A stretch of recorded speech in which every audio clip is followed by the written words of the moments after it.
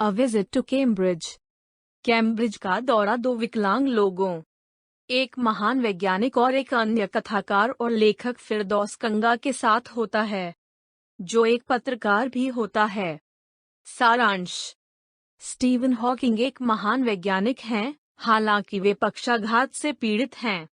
वह व्हीलचेयर तक ही सीमित है और वह केवल कंप्यूटर की मदद से बोल सकता है।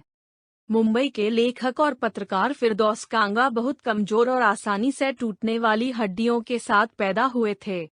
वह भी एक व्हीलचेयर में घूमता है। वह इंग्लैंड में हॉकिंग से मिलता है।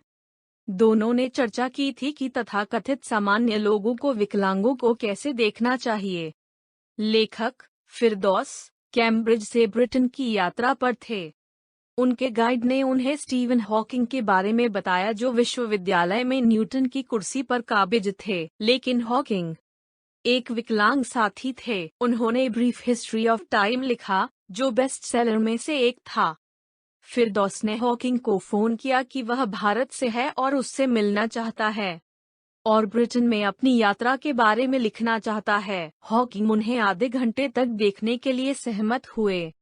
व्हीलचेयर में उनके जैसे किसी से मिलने की सोच ने फिरदौस को हिम्मत दी। दोनों विकलांग थे। उनके शरीर छिन्न भिन्न हो रहे थे। हॉकिंग के हाथ में थोड़ा स्विच था। वह अपने कंप्यूटर पर शब्दों को खोजने के लिए अपनी उंगली को स्थानांतरित करने में सक्षम था। वह बहुत थकावट महसूस करता था, लेकिन उनका दिमाग विचारों से शानदार और बुदबुदा रहा था।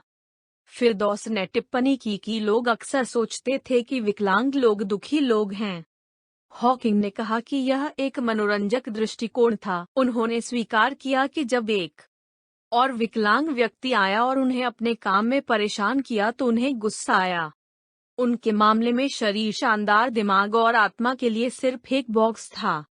उन्होंने विकलांग होने के बारे में कुछ भी अच्छा नहीं देखा। महान वैज्ञानिक की खराब स्थिति को देखकर फिरदौस को बड़ी राहत महसूस हुई।